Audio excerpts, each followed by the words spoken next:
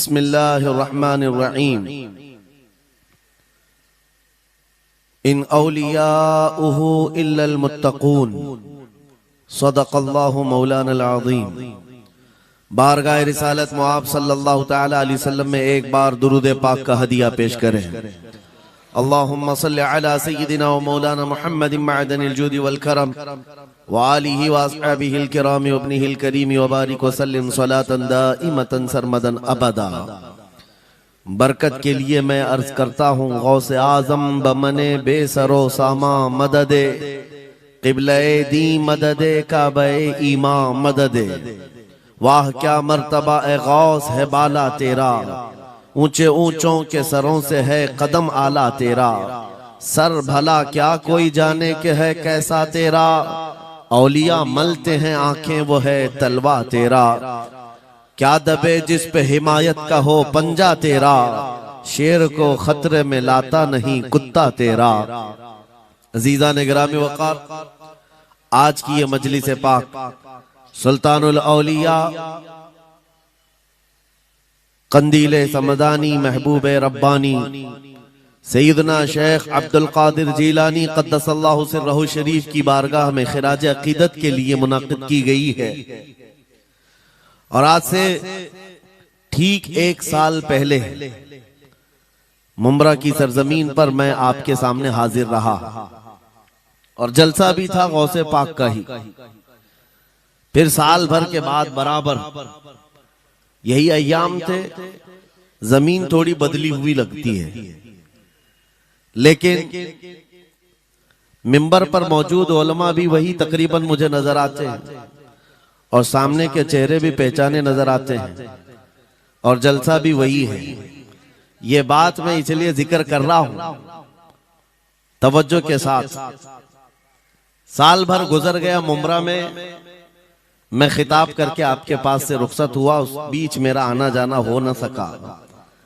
लेकिन इस एक साल भर की मुद्दत में मुंब्रा वाले में से कोई एक बात भी बता दे, क्या कोई मेरे पिछले बयान से आज बयान करने के बीच का जो साल गुजरा है कोई फसाद हुआ है, या कोई कर्फ्यू लग गई है, या कोई फितना हो गया है, या लोगों में कोई भड़कने वाले मामलात हुए हैं, किसी के पास कोई रिपोर्ट आई है? और अगर नहीं है तो मैं ये बात खास तौर पर डिपार्टमेंट वालों से कह रहा हूं, जिनको हमारा नाम ले लेकर के ही इतना डराया गया है कि जलसा होते ही उनके हाथ पैर अलग अंदाज में रखते हैं, कि उनको ऐसा लगता है कि ये मौलवी आएगा अभी भड़काएगा और मुंब्रा में पूरी आग लग जाएगी। मियां साल भर पहले की रिपोर्ट भी आपके पास है। साल भर पहले भी इसी जगह से खिताब हुआ और आज फिर खिताब करने आए। उनसे मैं कहता हूं, कच्चे कान न रखें, अच्छी रिपोर्ट लिया करें, अच्छी रिपोर्ट लिया करें। हम गौसे आजम के दरबार के कुत्ते हैं। हम फितना व फसाद मचाने या आतंक और दहशत फैलाने नहीं आते। हमको जो बोलना होता है वो खुफिया सुरंगों में नहीं, खुले मैदान में बोलते हैं। हमारी कोई खुफिया मीटिंगें नहीं होती, ढकी छुपी प्लानिंग नहीं होती। गौसे पाक के दरबार के कुत्ते हैं, खुले आम बोल रहे हैं। इसलिए कि आला हज़रत अजीमुल बरकत इमाम अहले सुन्नत मुजद्दिद वक्त अपने वक्त के अबकरी आलिम दीन है, लेकिन उनका भी हाल ये था कि वो डंके की चोट पर बोलते थे और लिखते थे और फिर अपनी निस्बत पर ये फख्र भी करते थे कि मेरी किस्मत की कसम खाएं सगाने बगदाद, बगदाद के कुत्ते मेरी किस्मत की कसम खाएंगे। आला हज़रत फरमाते हैं, मेरी किस्मत की कसम खाएं सगाने बगदाद, अरे हिंद में रह के भी देता रहूं पहरा तेरा। हम हिंदुस्तान में है, गौसे आजम के दरबार का पहरा दे रहे हैं। लेकिन साहब किसी को तकलीफ है तो मैं उनको एक बात बता दूं, थोड़ी बहुत आवाज हमारी ऊंची होती है इसलिए कि जिस दरबान के हम कुत्ते हैं उस तरफ अगर कोई उंगली उठाएगा भौंके के नहीं, फाड़ खाने की भी ताकत रखते हैं। मेरे अजीजों, कुत्ते का काम ही है वो दरबान के दरवाजे पर होता है और वो निगरानी के लिए है। हमारी जुबानें नबी करीम सल्लल्लाहु अलैहि वसल्लम की इज्जत के लिए रखी गई है। हमारी जुबानें, हमारी जिंदगियां अल्लाह के वलियों की हिमायत के लिए रखी गई है। और अगर उनकी हिमायत में ना बोले तो फिर क्या धोती कुर्ते वालों के लिए बोलेंगे? बात सिर्फ इतनी है कि स्टेज उधर भी लगते हैं, इधर भी लगते हैं। आप चापलूसी किसी और की करते हैं और हम तारीफ किसी और की करते हैं।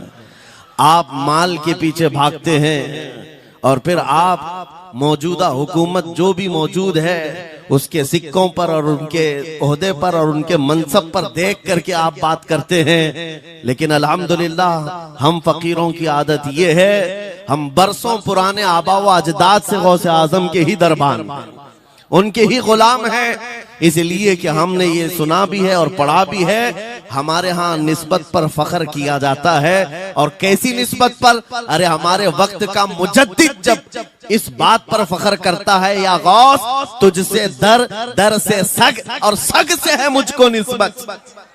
ये भी नहीं कहा डायरेक्ट गौसे पाक आपसे डायरेक्ट मुझे निस्बत है, ये नहीं कहा, बल्कि या गौस आपसे, आपके दरबार को निस्बत है, आपके दरवाजे से आपके कुत्ते को निस्बत है और आपके कुत्ते से मुझ अहमद रजा को निस्बत है।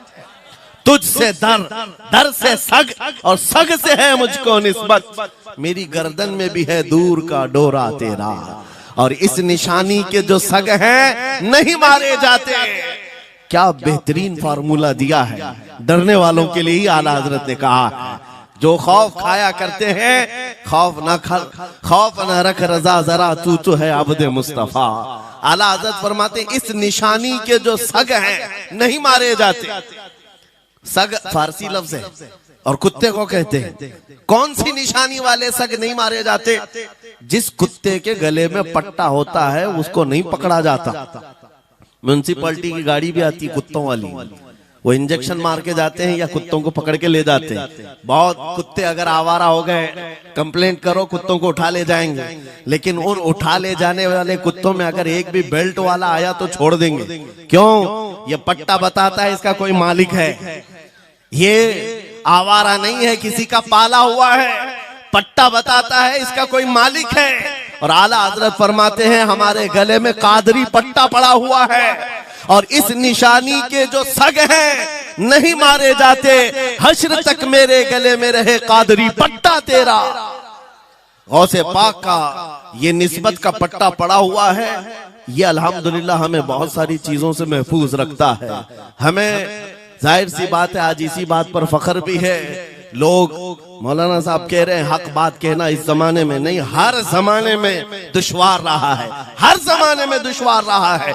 लेकिन ऐ नौजवानों, अगर तुम्हें अपनी निस्बत पर यकीन है कि मेरा पीर गौसे आजम जैसा है, मेरी निस्बत मुस्तफा करीम सल्लल्लाहु अलैहि वसल्लम से है, तो फिर खौफ किस बात का, डर किस बात का? इसीलिए हम डंके की चोट पर बोलते हैं, क्यों दबे जिस पे हिमायत का हो पंजा तेरा, शेर को खतरे में लाता नहीं कुत्ता तेरा। अजीजा ने ग्रामी वकार, आज सुल्तानुल औलिया गौसुल आजम की बारगाह में हम खिराज अकीदत पेश करने आए। जो बातें मैं अर्ज कर रहा हूं वो गौर से सुने। करामात ये औलिया इकराम की जिंदगी का हिस्सा है, अल्लाह की तरफ से उन्हें दिया गया। करामत क्या है? ऐसा मुहय्यरुल अक़ूल काम, अक्ल को हैरत में डाल देने वाला काम जो आम इंसान नहीं कर सकता, आम इंसान की अकल में ना आए। अल्लाह के वली से सादिर होने वाला ऐसा कोई काम, उसको करामत कहते हैं। लेकिन करामत औलिया इकराम की विलायत को साबित करने के लिए जरूरी नहीं। औलिया इकराम की विलायत को साबित करने के लिए करामत नहीं दिखाई जाती, शरीयत पर इस्तिकामत ये विलायत की अलामत है। अगर वो मजबूती के साथ हर जमाने में अपने दीन पर जमा हुआ है, वो अल्लाह का वली है, वो अल्लाह का वली है। आज भी हमारी कौम औलिया को ढूंढने पर लगी हुई है। सुनो, अल्लाह का वली ढूंढना चाहते हो तो ढूंढने के लिए निकलते हैं और पीछे पड़ जाते हैं, देखते हैं ये ठोकर मार करके सोने का सिक्का निकाल सकता है कि नहीं निकाल सकता है। औलिया को इन्हीं बातों पर आज भी लोग परखते हैं। सोचते हैं कि अभी बाबा आसमान पर उड़ेंगे तो मैं समझ लूंगा अल्लाह के वली हैं, पानी पे चल के दिखाएंगे तो मैं समझ लूंगा अल्लाह के वली हैं। मैं यहीं बैठा हूं, अचानक मेरे पास पैसों का थैला खोल के दे दें, अल्लाह के वली होंगे। यानी तुम एक जगह बैठे रहो, हलवा खिलाने वाले बाबा जिसको तुम समझोगे अल्लाह का वली है। मेरे अजीजों, ये जो चीजें तुम समझ बैठे हो अल्लाह के वली के लिए, ये जरूरी नहीं, बल्कि ये देखो कि वो नबी पाक की शरीयत पर कितना कायम है, मेरे नबी के रास्ते पर कितनी मजबूती से जमा हुआ है। मैं आपको पूछता हूं, सैयदुल शुहदा इमाम अली मकाम इमाम हुसैन आजम से बढ़कर अल्लाह का वली कौन? अल्लाह का वली कौन है? सारे औलिया कराम की निस्बत वहां जाकर खत्म होती है। उस हुसैन आजम को देखें करबला के मैदान में, अपने बच्चों की कुर्बानी के सामने भी जमे रहे, डटे रहे, करामत का इजहार नहीं किया, शरीयत पर इस्तिकामत लोगों को दिखाया। दुनिया में जैसी भी आफतें आ जाएं, मुसीबतें आ जाएं, अगर दीन मुस्तफा पर जमा हुआ है, इस्तिकामत के साथ खड़ा हुआ है, वो उसकी सबसे बड़ी विलायत है, वो सबसे बड़ा वली है। अल्लाह का वली वो है जो शरीयत पर जमा हुआ है, डटा हुआ है, कायम है। और करामात औलिया इकराम की जिंदगी का एक छोटा हिस्सा है, छोटा हिस्सा है, और इस्तिकामत ये बहुत बड़ा हिस्सा है। जमे रह जाना किसी बात पर, खौफ ना खाना बातिल ताकतों से, न डरना इन जालिमों से, ये औलिया इकराम की जिंदगी का खास वतीरा है। आज हम सबको जिस चीज की जरूरत है वो करामत की नहीं, इस्तिकामत। करामतें सुनते भी आया, अब करामत से आप ये समझते हैं कि काया पलट जानी चाहिए। लोग आज मजाक भी करते हैं, कुछ वो मॉडर्न ख्याल के डॉक्टरों और प्रोफेसरों के लेक्चर सुनकर के पागल जो हो चुके सोशल मीडिया पर, वो भौंकते हैं करामात औलिया पर। क्या अब करामात क्यों नहीं दिखाते अल्लाह के औलिया? ये जो हालात बदले हुए हैं, इन हालात में इनकी करामतों से जमीन क्यों नहीं पलट जाती, जालिमों के मुंह में कीड़े क्यों नहीं पड़ जाते? मेरे अजीजों, पूरी दुनिया करामात से नहीं चलाई जाती, वल्लाह मुसब्बिबुल अस्बाब, असबाब पर रखा है। एक मशहूर जमाना बुजुर्ग हजरत मोहम्मद जाम रहमतुल्लाह अलैह बगदाद के हलाकू के जमाने के थे। हलाकू बादशाह जिसने बस्तियों की बस्तियां वीरान कर डाली और इतने कत्ल कर दिया था, जहां से गुजरता था इंसानों की खोपड़ियां।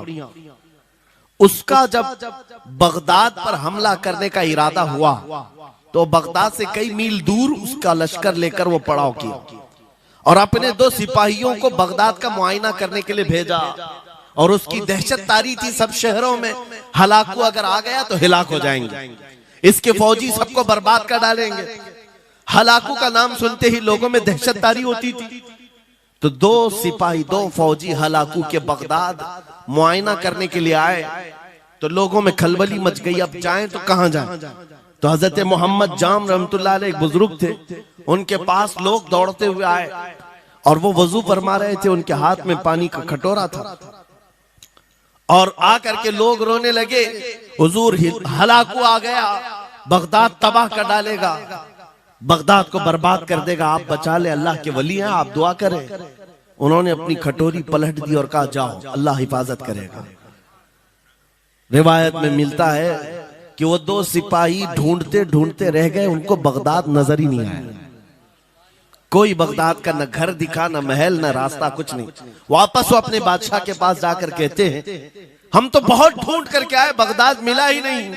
हलाकू ने उन दोनों सिपाहियों को कत्ल कर दिया। कहा कि तुम झूठ बोलते हो, मुझे बगदाद की रोशनी यहां से दिखती है और तुम्हें कैसे नजर नहीं आया? या तो तुम निकम्मे हो या तो फिर मेरे साथ धोखा कर रहे हो। कत्ल कर दिया। दूसरे दिन अपने खास 2 वजीरों को भेजा कि जाओ बगदाद का मुआयना करके आओ, गलियां, वहां की सड़कें और वहां के महल्लात, वहां की इमारतें देख आओ। ये 2 वजीर गए और ढूंढते रहे। जैसे ही वो बगदाद में इंटर हुए, आज फिर लोग हलाकू के इन वजीरों को देखकर दौड़े दौड़े भागते हुए इस अल्लाह के वली के पास आया, हज़रत मोहम्मद जाम। आज फिर रोने लगे, कहा हमारी बीवियां बेवा हो जाएंगी, हमारे बच्चे यतीम हो जाएंगे, सब मारे जाएंगे, आप बचा लें। आज फिर से उन्होंने खटोरी पलट दी, कहा जाओ अल्लाह हिफाजत फरमाएगा। अल्लाह वालों का ये तसर्रुफ है, ये करामात है। वो चाहे तो पूरे लोगों को पोशीदा कर दे जालिमों की नजर से। दूसरे दिन वो वजीर भी ढूंढते रह गए, उनको भी बगदाद नजर नहीं आया। वापस गए, बादशाह के वो बड़े मोतमद लोग थे, कहा कि हम भी गए लेकिन हमको बगदाद नजर नहीं आया।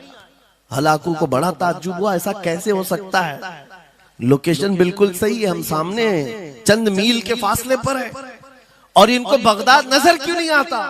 तीसरे दिन उसने कहा कि अब किसी मुआयने की जरूरत नहीं, कोई जायजा लेने की जरूरत नहीं, हम डायरेक्ट जाते, फौज को तैयार करो। पूरी फौज को लेकर के जब तैयार होकर वो बगदाद के सरहद पर आकर खड़ा हो गया, उसके जंग का बिगल बजा और तबाही के आवाजें आने लगी, तो आज लोग फिर दौड़ते हुए हजरत मोहम्मद जाम के पास आए और उनसे रो रो कर गिड़गिड़ाने लगे, कहा आज तो आफत आ गई, बड़ी बला आ गई। तवज्जो से सुनना मेरे अजीजों, आज आप अगर ना बचाएं तो सब तबाह हो जाएंगे, बर्बाद हो जाएंगे। आज आप अपनी कटोरी उठा रहे थे, उन्हें गैब से निदा आई, ए मेरे महबूब बंदे, कब तक तुम अपनी कटोरी उठाकर इनको बचाते रहोगे। इनको मोहलत दी गई थी अपने अमाल दुरुस्त करने की, ना इन्होंने तौबा किया ना अपने अमाल दुरुस्त किए, इनको इनके हाल पर छोड़ दो। अल्लाह के वलियों को हुक्म होता है अल्लाह का, अब इन्हें न बचाया जाए तो जाहिर सी बात है वो हुक्म इलाही के पाबंद है। उन्होंने वो कटोरी छोड़ दी। फिर हलाकू दाखिल हुआ बगदाद में और ऐसी तबाही मचाई थी कि पूरे बगदाद की सड़कों में सिर्फ खून ही खून था, तबाह बर्बाद कर दिया, ईंट से ईंट बजा डाली। इस वाक़े को मैंने पढ़ा, उसके बाद ये महसूस हुआ अल्लाह के औलिया कराम मदद जरूर करते हैं, लेकिन एक वक्त तक, जब वो वक्त आ जाए अल्लाह की तरफ से मना हो जाए कि ये कौम बड़ी सरकश है, अब इनकी मदद ना की जाए, तो फिर ये हाथ उठा लिया करते हैं और इनको हालात पर छोड़ दिया जाता है। अजीज़ान गिरामी वक़ार, औलिया कामिलीन की करामतों पर भौंकने वालों से भी मैं यही कहूंगा, वो चाहे तो पल भर में हालात हमारे बदल दें, चाहे तो जमीन को उलट पलट दें, लेकिन वो अल्लाह के हुक्म के पाबंद होते हैं। और लोगों के लिए ये बात है, नसीहत है कि जब ऐसे हालात आ जाएं, आप इधर उधर भागने की बजाय पहले अपने दिल की तरफ देखें, कहीं मेरे गुनाहों से दिल के धब्बे बढ़ तो नहीं गए, मेरा दिल सियाह तो नहीं हो गया। सच बताओ मेरे अजीजों, इतने सख्त हालात के बाद कितने लोगों को ऐसी तौफीक हुई कि रात का अंधेरा छा गया हो और तौबा करने का जज्बा बढ़ गया हो, रात के वक्त बैठ करके रोने लग गया हो।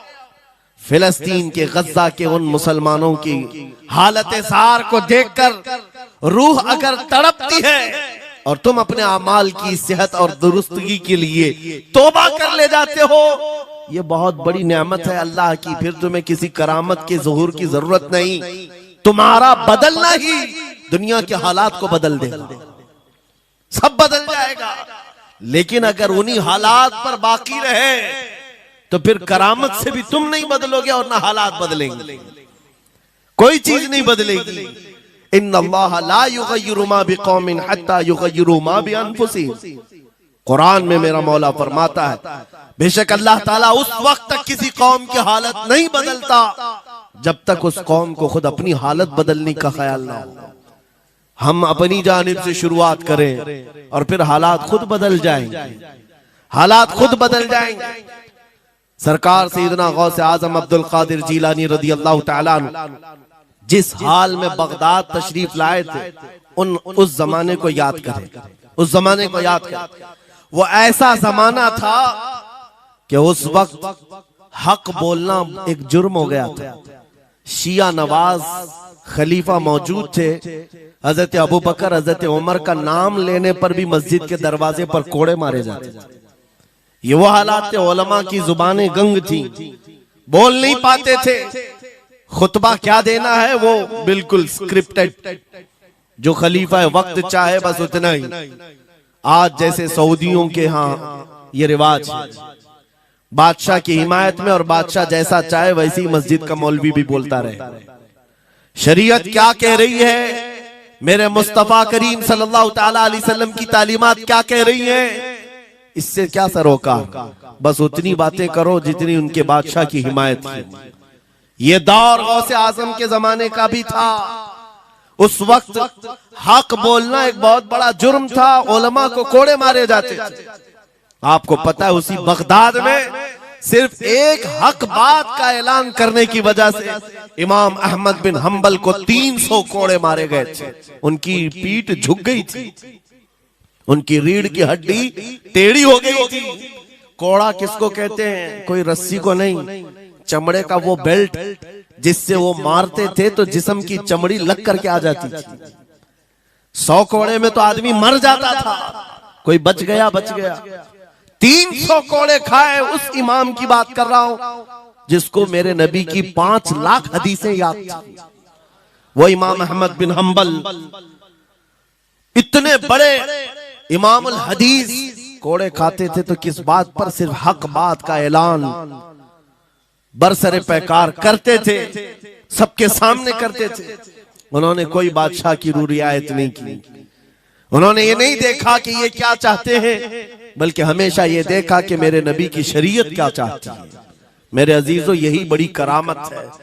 गौसे आजम की बड़ी करामतों में से करामत ये है, उस जमाने में आप बगदाद तशरीफ लाए जब हालात ऐसे थे कि हक बोलना दुश्वार था, और आप जब मस्जिद के मिंबर पर खड़े होकर ऐलान करने लग गए, हैबत ऐसी तारी थी कि कोई आपको रोक ना सका, और आपकी ये हक्कानियत की तबलीग फैलती गई। शुरू में 10 लोग, फिर 20 लोग, फिर 100-200, फिर 1000-2000। गौसे आजम ने चंद महीनों में जो खुतबात दिए, आपके खुतबात का आलम यह था कि फिर 70,000 का मजमा बराबर सुनने के लिए आया करता। और गौसे आजम का ये खुतबा एक नहीं, हजारों खुतबात हैं। जब जब आप खुतबा देते थे, एक बात याद रखें, जुबान अगर पाक हो और अल्लाह की नबी पाक की शरीयत ताहिरा बोलती हो, उस जुबान में भला का असर होता है, अल्लाह करीम की तरफ से असर डाला जाता है। हक बात अगर बुलंद आवाज से कहो, ये मत देखो कि मैं कौन हूं, ये देखो कि कलाम किसका है। अल्लाह करीम लोगों के दिलों पर बात डालता है। गौसे आजम की जुबान से निकले हुए कलमात ऐसे हुआ करते, मजमा खत्म होने से पहले पता नहीं कितनों की तो लाशें उठाई जाती थी, कितने तो वहां बेहोश हो जाते। किस बात पर? इतना असर करता दिल पर कि लोग कपड़े फाड़ लेते थे। खुतबे के अंदर, बयान के अंदर ऐसा असर होता कि लोग बैठे बैठे मदहोश हो जाते, कोई जोश हाल में कपड़े फाड़ डालते। रिवायात में बताया गया कोई एक मजमा भी ऐसा नहीं जिसमें हुजूर गौसे पाक की तकरीर के बाद जनाजा ना उठाया गया। हर खिताबत के बाद, और बोलते क्या थे, हैरत की बात है मेरे अजीजों।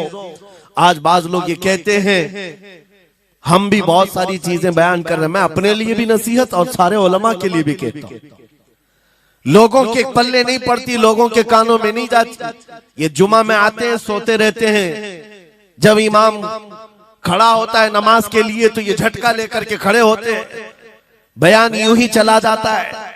मेरे अजीजों, 2 चीजों की पाबंदी जरूरी है। मैंने पढ़ा था इमाम अहमद बिन हंबल नहीं, हजरत सुफियान सौरी रदी अल्लाह ताला, हजरत सुफियान सौरी नसीहत कर रहे थे, और जब वो नसीहत करते तो लोग रो पड़ते थे, आखिरत को याद करते, कब्र की होलनाकियों का तज़किरा करते तो लोग रोने लगते थे। एक बंदा था, वो मजलिस में आया करता और खामोश बैठता, और उस पर कुछ भी असर नहीं। एक दिन उसने पकड़ करके पूछा हजरत सुफियान से, आप जब बयान करते तो लोग धाड़े मार मार कर रोते, मुझे तो कुछ नहीं होता, मैं तो ऐसे ही बैठा रहता हूं। आपने क्या फरमाया? आपने ये नहीं फरमाया कि तू बदतमीज है, तू बदमाश है, तू बदअमल है। फरमाया 2 में से एक खराबी हो सकती है, या मेरा दिल खराब होगा या तेरा दिल खराब होगा, इसलिए कि मैं बात रसूलुल्लाह की कर रहा हूं। इसमें असर तो होगा ही, दो में से कोई एक खराब होगा। ये नहीं फरमाया कि तू ही खराब। यहां पर हमारे लिए नसीहत है, बोलने वाली जुबान पाक हो और लुकमा हलाल का जाता हो, अल्लाह असर जरूर पैदा फरमाता है। सरकार गौसे पाक रदी अल्लाह ताला अन्हु मिंबर पर खड़े होकर बयान कर रहे हैं। क्या बयान कर रहे हैं सुने। एक दिन आप हजरत अब्दुल जब्बार को बैठाए, अपने बेटे को, वो बयान करते रहे। उसके बाद उतर कर क्या कहा, अब्बा जान आप जो बयान करते हैं उसमें जो रिक्कत तारी होती है वो मेरे बयान में नहीं होती, आप बयान करें। गौसे पाक मिंबर पर खड़े हो गए और सुनो, 70,000 का मजमा है। गौसे पाक की तकरीर क्या है, डायरेक्ट शुरू फरमाते गौसे पाक, ऐ लोगों मेरे घर में आज एक बड़ा हादसा हो गया। अपने घर का वाकया बयान कर रहे, मेरे घर में आज एक अजीब हादसा हो गया। अब्दुल जब्बार की माँ यानी अपनी बीवी के बारे में कह रहे हैं, उनके बेटे हजरत अब्दुल जब्बार कहते हैं, अब्दुल जब्बार की माँ मेरे लिए दही मट्टी की हांडी में जमा कर रखी हुई थी, एक छीके से लटकाई हुई। गर्मियों के दिन थे, आज मेरी भी ख्वाहिश थी दही खाने की। मैं घर पहुंचा दोपहर के वक्त, दही की हांडी मेरी बीवी ने उठा करके दस्तरखान पर रखा था। मेरे पहुंचने से पहले ही एक बिल्ला आया घर में और पांव से झपटा मारा, वो दही का मटका गिर गया, टूट गया और दही पूरा जमीन पर बह गया। न माँ खा सका न मेरी बीवी खा सकी। इतना बयान करना था कि लोग ठाड़े मारकर रोने लग गए, कपड़े फाड़ने लग गए। लोगों के अंदर जोश हाल से कैफियत बदल गई। मेरे अजीजों, कोई अपने घर का वाकया बयान कर रहा हो कि दही की हांडी फट गई, दही बह गया, इसमें कौन सी ऐसी बात है रोने की। ये हमारे और तुम्हारे लिए हो सकता है। गौसे आजम का मजमा भी अहले दिल का हुआ करता था, वो बसीरत वाले लोग बैठते थे। गौसे पाक क्या बयान कर रहे थे, गौसे पाक के बयान का मतलब ये नहीं है कि अब्दुल उनकी बीवी दही की हांडी जमाई थी और उनके लिए खाने का इंतजार कर रही थी। गौसे आजम अपने वाकये से दुनिया की हालत बता रहे थे, ऐ लोगों जिस तरह मेरे घर में आज मेरे खाने से पहले दही का मटका टूट गया और दही बह गया, सबकी हालतें तकरीबन ऐसी होती हैं। इंसान अपने लिए इतना कमाता है, माल जमा करता रहता है और जब उसके खाने का वक्त आता है मलकुल मौत पंजा मारकर रूह निकाल लेता है और सारा माल उसका धरा का धरा रह जाता है, ना वो चख पाता है ना खा पाता है। गौसे पाक रज़ी अल्लाह ताला अन्हु ये दुनिया की हालात बता रहे थे और मेरे अजीजों आज भी वही हालात हैं हमारे, आज भी वही हालात हैं।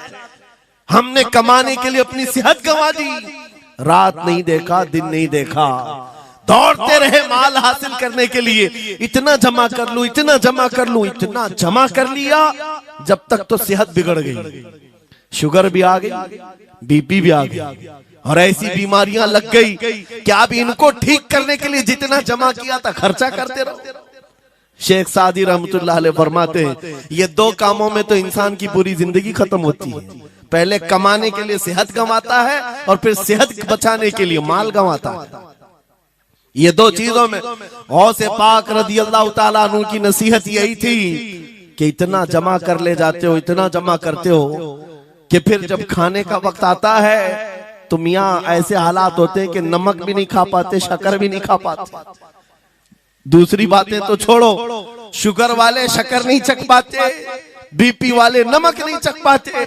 अरे ये बड़ी छोटी चीजें हैं और माल देखो तो करोड़ों का है, अरबों का है, अरबों का माल पड़ा हुआ है, नमक नहीं चख पाते, शक्कर नहीं खा पाते। किसके लिए जमा किया था? और थोड़ी और बड़ी बीमारी हो गई तो पानी भी नहीं पी पाते, डायलिसिस चल रहा है, किडनी खराब है। कितने ऐसे लोग मिलते हैं आज, कितने ऐसे हैं जिन्होंने साफ मुझसे कहा कि डॉक्टर ने पूरा गिन करके कहा है कि पूरे दिन भर में जो है एक ढक्कन से पानी पीना, बोतल का जो ढक्कन होता है उस ढक्कन से बस बूंद बूंद चखते रहना, पानी ही ना पियो, इसलिए कि किडनी काम नहीं करती। ये दुनिया है मेरे अजीजों, हमने अपनी सेहत गंवा दी, पूरी की पूरी सेहत गंवा दी इसको हासिल करने के लिए। इसी को मेरे इमाम अहले सुन्नत फाजिल बरेलवी ने कहा था, शहद दिखाए जहर पिलाए, कातिल डायन शोहर कुछ, इस मुर्दार पे क्या ललचाए, दुनिया देखी भाली। लेकिन समझ में किसी को नहीं आता। उस वक्त समझ में आने लगता है जब जाने का वक्त होता है। जाने के वक्त हालात ऐसे होते हैं, मैं अक्सर अपने टूर में देखता हूँ, उमरा पे जाते हैं, बगदाद पे जाते हैं, खूब आयश से रहते हैं, सबको पता रहता है प्लेन में सिर्फ 30 किलो का अलाउड है, लेकिन मार्केट में जाते हैं तो उनको कुछ खबर नहीं होती, सब खरीद रहे होते हैं। हो जाए खरीद करके लाकर रूम में भर दिए, और आज शाम में जाना है तो ठोस रहे हैं इस बैग में उस बैग में नहीं घुसा। और उसके बाद फिर एयरपोर्ट पहुंचे तो कभी इसको रिक्वेस्ट कभी उसको रिक्वेस्ट, थोड़ा हमारा भी ले लो, थोड़ा हमारा भी ले लो। अरे वहां सबका 30 है, कोई लेने को तैयार नहीं। फिर खरीदा हुआ वहीं छोड़ करके हसरत भरी निगाह से देखते जाते हैं। किसी की खजूर छूटी हुई है, किसी के मुसल्ले छूटे हुए हैं, किसी के कपड़े छूटे हुए हैं। हर बार हम एयरपोर्ट पे देखते हैं, छोड़ करके जा रहे होते हैं, बड़ी हसरत से देखते हैं। मेरे अजीजों, ये कोई लतीफा नहीं, सेम यही हालात जब दुनिया से जा रहा होता है एक इंसान, मरने से पहले उसकी आंखें फटी रह जाती हैं। क्यों कहा गया है मरने के वक्त सबसे पहले उसकी आंखें बंद कर दो? क्योंकि वो अपना माल देख रहा होता है, अपनी औलाद देख रहा होता है, अपना घर बार देख रहा होता है। मैंने इसको बनाया था, इस तरह से कमाया था, इस तरह से इसको पाला था, ये सब देखता रह जाता है। उनमें से किसी चीज को उठा भी नहीं पाता, ले नहीं जा सकता। यहाँ तक कि ऐसी हालत होती है खुद जा भी नहीं पाता, दूसरों के कंधों पर सवार होकर जाना पड़ता है। ये दुनिया की हकीकत। गौसे पाक की तालीमात अगर पढ़ते रह जाओ मेरे अजीजों, तसव्वुफ का एक ऐसा किला है। गौसे पाक की तालीमात काफी है तुम्हें तौबा करने के लिए, दुनिया में दिल लगाने के लिए और उससे दिल हटाने के लिए। गौसे पाक की तालीमात काफी है। आपने फरमाया था दुनिया में ऐसे रहो जैसे कश्ती समंदर में चलती है। कश्ती समंदर में चलती है यानी पूरे भरे हुए मौजों के पानी पर कश्ती चल रही है, लेकिन उसका कुछ बिगड़ता नहीं है। हाँ, अगर पानी कश्ती के अंदर आ गया तो फिर कश्ती के लिए खतरा है, डूब जाएगी। तुम दुनिया में ऐसे ही रहो कि तुम्हारे अंदर दुनिया ना आए। तुम दुनिया में हो, तुम्हारे अंदर दुनिया ना आ जाए। अगर तुम्हारे अंदर दुनिया घुस गई तो डूब जाओगे, फिर यहां से निकल नहीं पाते। मौलाना रोम इसी की मिलती जुलती बात कहते हैं मसनवी शरीफ में। जलालुद्दीन रूमी फरमाते हैं, एक चूंटी को देखा, शहद का एक कतरा जमीन पर गिरा हुआ है। शहद का कतरा चिपकने वाला होता है, यानी उसके अंदर गम होता है। चूंटी करीब से आई, एक चुस्की ली, शहद को चखा और जाने लगी। फिर आई, पेट कहां भरता है चूंटी का मीठे से। अरे शहद तो पानी में भी रखो ऊपर से आके गिरती है, और शहद खाना है उसको। और दूसरी तरफ से आई, फिर गई, पेट नहीं भरा, चारों तरफ से उस कतरे को चाट चाट के गई। मौलाना रोम फरमाते हैं, फिर चूंटी के दिल में ख्याल आया, मैंने हर तरफ से तो शहद को चक्कर देखा, टेस्ट एक ही है, बीच कतरे में कैसा टेस्ट होगा? कतरे के बीचों बीच शायद अलग टेस्ट होता है। तो चूंटी ये सोच करके कतरे के ऊपर चढ़ गई, जो शहद का कतरा था उसके ऊपर चढ़ गई। कहा ऊपर चढ़ करके मैं चुस्की लूंगी इसकी और चखूंगी। और जब चढ़ गई तो उसके सारे पैर हाथ उस पे चिपक गए।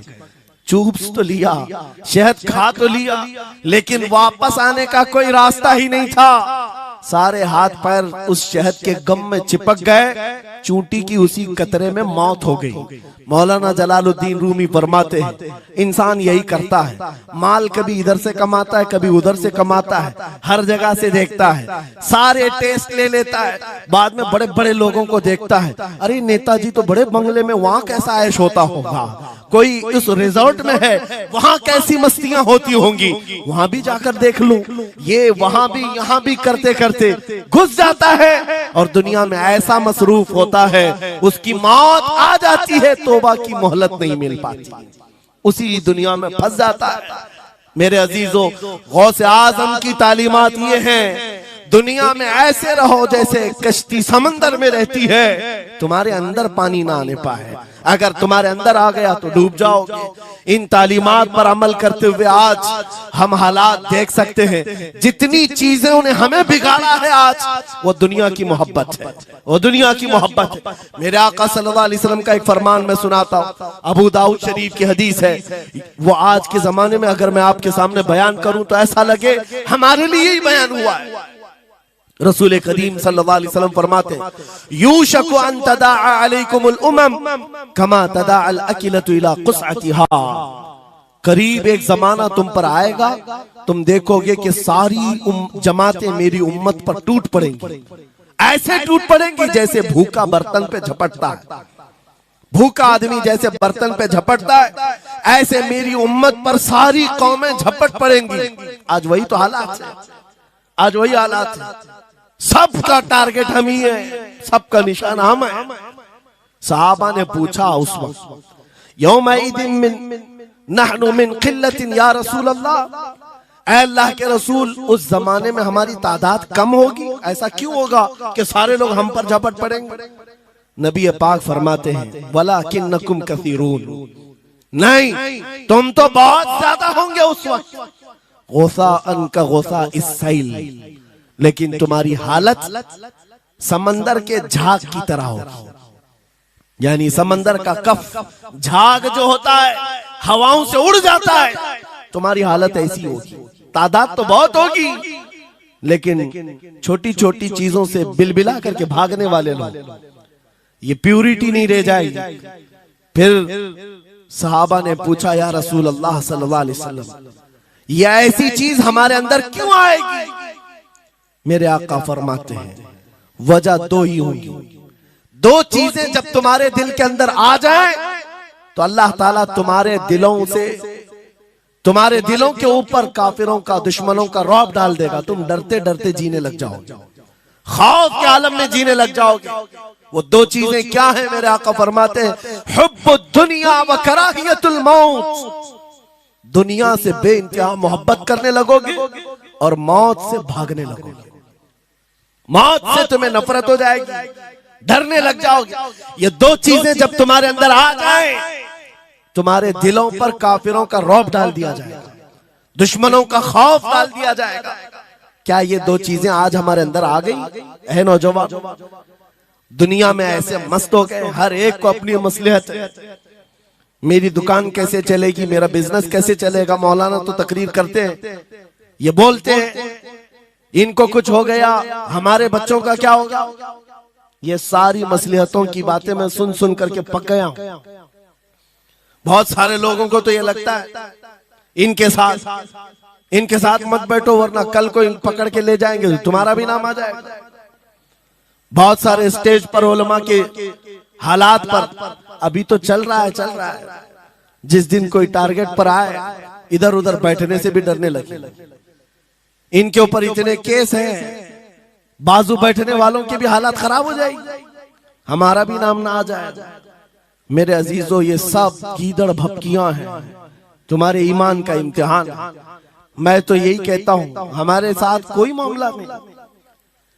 वही बात मैं कहता हूं जो अकबर इलाहाबादी ने कहा था, रकीबों ने रिपोर्ट लिखवाई है जा जा के थाने में कि अकबर नाम लेता है खुदा का इस जमाने में।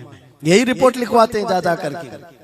हमारी भी जहां रिपोर्ट लिखी हुई होगी, बात यही होगी कि ये रसूलुल्लाह का नाम लेता है और उनके नाम पर लोगों को बात करता है, यही रिपोर्ट होगी। और इस बारे में हम कभी डरते नहीं।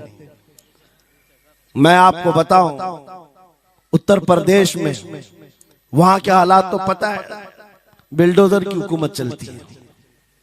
लेकिन मेरे अजीजों, एक मौलाना साहब ने कहा, आपके साथ जलसे में बैठकर मैं लब्बैक लब्बैक के नारे लगा रहा था, दूसरे दिन मुझे थाने बुला लिया और फिर मुझे बहुत ज्यादा मामलात हो गए। कहा कि मौलाना तुम ही नारे लगा रहे थे। आप लोग ना डरे इंशाअल्लाह। यहां पर तो उन्होंने मुझसे कहा, मैं कहा क्या हुआ, फिर कुछ हुआ? कहा मुझसे कह रहे थे केस हो जाएगा, हालात बिगड़ जाएंगे, खराब हो जाएंगे। मैंने कहा फखर करो मौलाना इस बात पर, दुनिया चोरी करके थाने जाती है और तुम नबी का नाम लेकर जा रहे हो। कौन सा मसला है? बात सिर्फ इतनी है मेरे अजीजों, हम बोलते रहेंगे उस वक्त तक जब तक अल्लाह तबारक व तआला ने जुबान रखी है।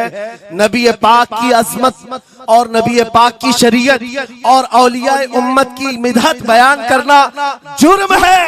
यह जुर्म हम 1000 बार करें, अगर ये जुर्म है 1000 बार करें, बल्कि हम दार पर भी, फांसी के फंदे पर भी ये जुर्म करेंगे, क्योंकि हमारे असलाफ ने हमें ये बताया है जो जान मांगो तो जान दे दें, जो माल मांगो तो माल दे दें, मगर ये हमसे कभी ना होगा नबी का जाहो जलाल दे दे।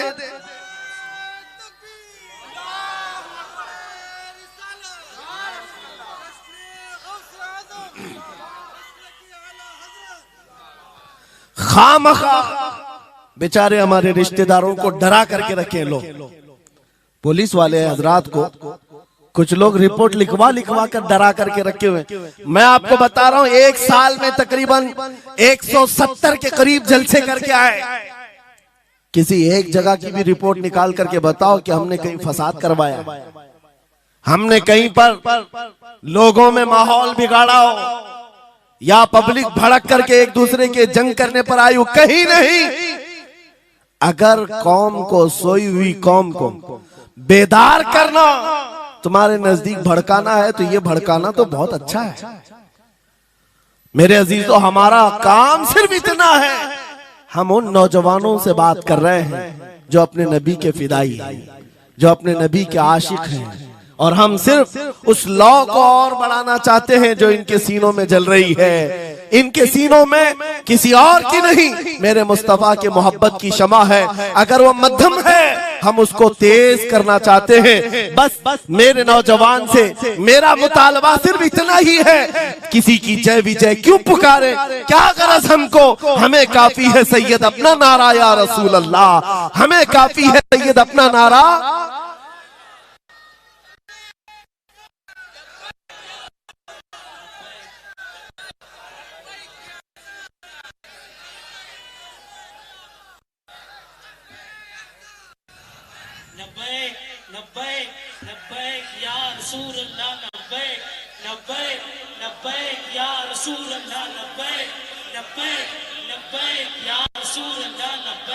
तवज्जो, मुझे बताओ, मैं तो दूसरे वाकयात बयान कर रहा हूं। यहाँ आपके यहाँ करंट सिचुएशन, यहाँ लोग बैठे हुए भी हैं, रिपोर्टर भी होंगे और हजरात को देख रहे होंगे। मुझे मैंने अभी बयान में कौन सा भड़काया, ये जो कह रहे हैं अपने नबी को पुकार रहे हैं। मेरे अजीजों, तुम्हारे इन नारों से असल बात यह है, दुनिया को ये लगने लगा है ये जिसके गुलाम है उसके पूरे होने लग गए, तो फिर अच्छे अच्छों की कुर्सियां हिलने लग सकती हैं। इसलिए कि इस कौम की तारीख सबको पता है, ये वो कौम है टल न सकते थे जंग में, अगर अड़ जाते थे पांव शेरों के भी मैदान से उखड़ जाते थे, हक से सरकश हुआ कोई तो बिगड़ जाते थे, अरे तेग क्या चीज हम तोप से भी लड़ जाते थे। ये हमारी तारीख है, दुनिया को पता है, दस्तो दस्त है, दरिया भी न छोड़े हमने, बहरे जुल्मात में दौड़ा दिए घोड़े हमने। इकबाल ने कहा है थमता न था किसी से सैले रवा हमारा, कुछ बात तो है कि मिटती नहीं हस्ती हमारी, सदियों रहा है दुश्मन दौरे जमा हमारा, बातिल से डरने वाले आसमां नहीं है हम, 100 बार कर चुका है तू इम्तिहान हमारा। इसी बात को लेकर के बोर के बिगाड़ करके पैदा किया जाता है। हालात खराब हो जाएंगे आपके बयान का, हालात खराब नहीं होंगे। ईमान अगर मजबूत हो जाता है तो हालात खराब कभी नहीं होते, हालात खराब नहीं होते। आज ऐ सुन्नी मुसलमानों, गौसे पाक रज़ी अल्लाह ताला अन्हु की निस्बत अगर कामिल है, ये बात सुन लो, वक्त खत्म होने को आ गया, मैं अपने वक्त पर समेट लूंगा। आप मिंबर पर खुतबा दे रहे हैं, उलमा भी तवज्जो करेंगे, क्योंकि ये भी मिंबर पर खुतबा देने के लिए खड़े होते हैं और जुमा में मस्जिद पर माइक लेकर के बयान करते हैं, आधा घंटा पौना घंटा। अब तो हालात ऐसी आएंगे इनके साथ। अब तक तो ट्रस्टियों की चिट्ठियां आती थी, सदर सेक्रेटरी बोलता था मौलाना ये नहीं बोलना वो नहीं बोलना। अभी इसके बाद और आगे से भी आएंगी और चिट्ठियां आएंगी कि मौलाना अभी आपको क्या बोलना है इस जुम्मा में। ये डरे भटके हुए लोग जो उलमा की गर्दनों पर राज करते हैं, उनसे भी मैं कहता हूं खोल दो, आजाद कर दो उन जुबानों को जो मेरे मुस्तफा की हैं, जो नबी पाक सल्लल्लाहु अलैहि वसल्लम की हैं। इनकी जुबानों पर ताले न लगाओ। या उलमा तुम्हारे दीन के मुहाफिज हैं, तुम्हारी नस्लों की शरीयत के मुहाफिज हैं। आज इनकी जुबानों को बंद करोगे, कल तुम्हारे बच्चे नबी का नाम लेने से घबराने लग जाएंगे, डरने लग जाएंगे। उलमा के गलों में और इनकी गर्दनों में रस्सियां न डालो। ये तो उन जालिम ट्रस्टियों से कहता हूं, बाकी उलमा से कहता हूं अगर हालात ऐसे आ गए ठोकर मार दो इनकी नौकरियों को। एक दरवाजा अगर ये बंद करते हैं, मेरा मौला 70 दरवाजे और खोलेगा।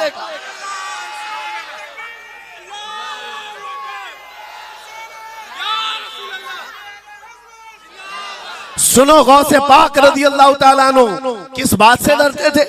गौसे पाक का खुतबा बयान करने वाले मौलवी हजरात उलमा सुने, गौसे पाक किससे डरते थे। उनको डराने वाला कोई ट्रस्टी था, कोई हाकिम था, बल्कि हालात ऐसे थे।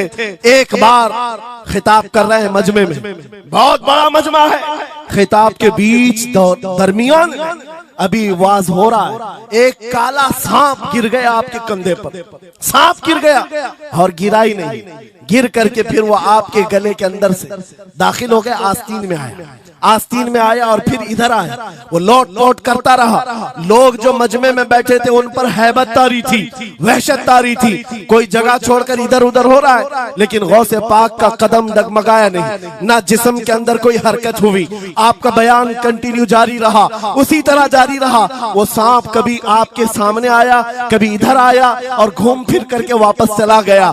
बयान आपका मुकम्मल हुआ। लोग खड़े हुए पूछते रहे, या सुल्तान अल औलिया सय्यदी शेख अब्दुल कादिर जिलानी, आपके साथ ये जो माजरा हुआ, ये सांप इतना खतरनाक था, देख करके हैबत तारी थी और आप अपना बयान कंटिन्यू जारी रखे हुए थे, ये क्या माजरा है। गौसे पाक फरमाते हैं वो सांप तो मुझसे कह रहा था, ऐ अब्दुल कादिर तुझसे पहले 70 औलिया को भी मैंने ऐसे ही आजमाया है, 70 उलमा को मैंने ऐसे ही आजमाया है और आजमा कर चला गया। गौसे पाक क्या फरमाते सुनो, ऐ लोगो तुम मुझसे पूछ रहे उससे डरता था या नहीं डरता था, बात सिर्फ इतनी है, मैं उस कादिर का बंदा अब्दुल कादिर हूं, उस कादिर का बंदा अब्दुल कादिर हूं। मेरे उसकी कुदरत पर ऐसा यकीन है, अगर मौला ने मेरी मौत लिखी है तो ये काले सांप से क्या चूंटी से भी हो सकती है, और अगर मौत नहीं लिखी इस तरह के 1000 सांप मेरे गले में आए, मेरी मौत नहीं आ सकती। मेरा उसकी कुदरत पर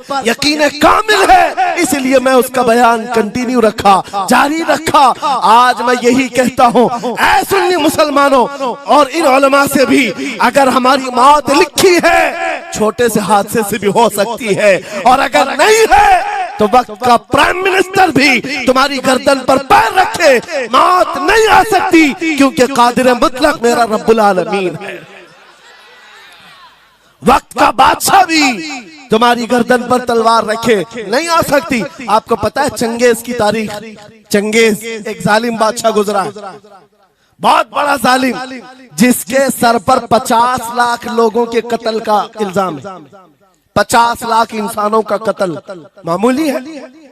उस जमाने का चंगेज, और वो मुल्क के मुल्क फतह करते हुए निकला था।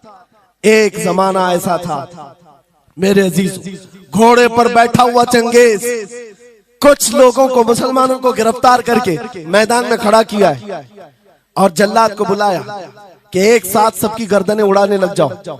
वो कितने लोग थे?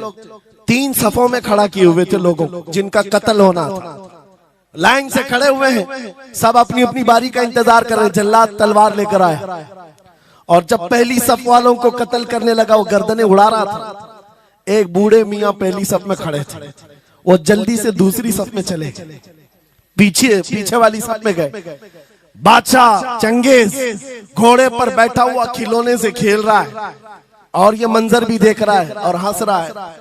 बूढ़ा यहां से उधर चला गया, पहली सफ का काम तमाम, पूरे कत्ल हो गए। दूसरी सफ में जब कत्ल का ऑर्डर आया तो जल्लाद फिर गर्दनें उड़ाने लगा। दूसरी सफ, दूसरी लाइन को कत्ल करने लगा जल्लाद। ये बूढ़े बाबा जो है तीसरी सफ में चले, पीछे और एक सफ थी, यहां से बचकर तीसरे में चले गए। दूसरी सफ भी उड़ गई। उसके बाद बादशाह चंगेज कहकहा मार करके कहने लगा, बाबा जी अब तो इसके पीछे कोई सफ नहीं, ये तीसरी थी, अब कहां जाओगे? बूढ़े मियां ने सर झुकाकर कहा, अब भी मेरा अल्लाह है। ये यकीन होता है, जहां तक बचना है बच लेंगे, और जब नहीं है, बाबा जी ने कहा अब भी अल्लाह है, हो सकता है। उस चंगेज ने कहा कि उड़ाओ अब इनकी गर्दनें। अभी जल्लाद तीसरी सफ को उड़ाने ही जा रहा था, अचानक चंगेज के हाथ से वो खिलौना नीचे गिरा, जो खेल रहा था बैठ करके घोड़े पर। जैसे ही वो खिलौना उठाने के लिए नीचे की तरफ आया, उसका पैर जीन से निकल गया और घोड़ा अचानक बिदक गया, सरकश हो गया, और घोड़ा सर पर दौड़ने लगा। और ये एक पैर इसका जीन में फंसा हुआ है और सर नीचे जमीन पर है। अब घोड़ा दौड़ता गया, पता नहीं कितने पत्थरों से इस बादशाह का सर टकराता रहा। घोड़ा किसी के काबू में नहीं आ रहा। सारे सिपाही, सारे फौजी इस घोड़े को पकड़ने के लिए पीछे भाग रहे, लेकिन घोड़ा दौड़ता गया, इतना दौड़ा कि उस चंगेज का सर फट करके भेजा बाहर, मर गया। बहुत दूर जाकर के घोड़ा एक जगह रुका। बादशाह की मौत का ऐलान इतना बड़ा था, सारे सिपाही, सारे फौज बादशाह को लेने के लिए हाजिर आए। मियां पूरी सल्तनत तहबतह हो गई, हुकूमत बदल गई, सब खत्म हो गया। और जो कैदी थे वो आजाद होकर जाने लगे। वो बूढ़े मियां कहते हैं बाकी लोगों से, क्या मैं नहीं कहता था अल्लाह अब भी हमारे साथ है? मेरे अजीजों, एक बात याद रखो, हमारे लिए दुनिया द एंड नहीं कर सकती जब तक मेरा मौला ना चाहे, अल्लाह ना चाहे। आज लोगों को ये लगता है, मुझे वैसी भी बात बताया गया कि यहाँ पर मुंबरा की आपकी घनी आबादी है, फिलिस्तीन के मामला पर कुछ बोलेंगे यहाँ पर भड़क जाएंगे। मेरे अजीजों, इतने भड़कने की जरूरत नहीं। तुम यहाँ भड़कोगे तो फिलिस्तीन पहुंच भी नहीं पाओगे। बात यह है, हम बोलेंगे जरूर जुल्म के खिलाफ और हक के लिए, चाहे जैसी भी हालात हो। अगर किसी को बुरा लगता है इजराइल जालिम है, तो मैं 100 बार कहूंगा वो जालिम है, जालिम है, जालिम है। उनकी कोई हिमायत करने के लिए हम नहीं है, लेकिन एक बात आपको मैं जरूर बताना चाहता हूं। गौसे पाक का मसला ये है, सुल्तानुल औलिया गौसुल आजम की निस्बत के साथ आप अपनी शरीयत पर कायम रहें और अपने ईमान पर डटे रहें, और तौबा व इस्तिग़फ़ार के बाद अपने हालात बदल लें। और उन गरीब मुसलमानों को देखकर जो कत्ल हो गए और उनके टुकड़े हो गए, ये मत समझना कि इस्लाम खत्म हो गया। हर जमाने में ये चीजें आती रहेंगी, लेकिन आज मैं ये ऐलान करके गुफ्तगू खत्म करता हूँ। इन हालात को देखकर इस बात का फिर से हम नारा तजदीद करके जाते हैं, कत्ले हुसैन असल में मर्गे यजीद है, इस्लाम जिंदा होता है हर करबला के बाद। लब्बैक या रसूल अल्लाह, लब्बैक या रसूल अल्लाह, लब्बैक या रसूल अल्लाह।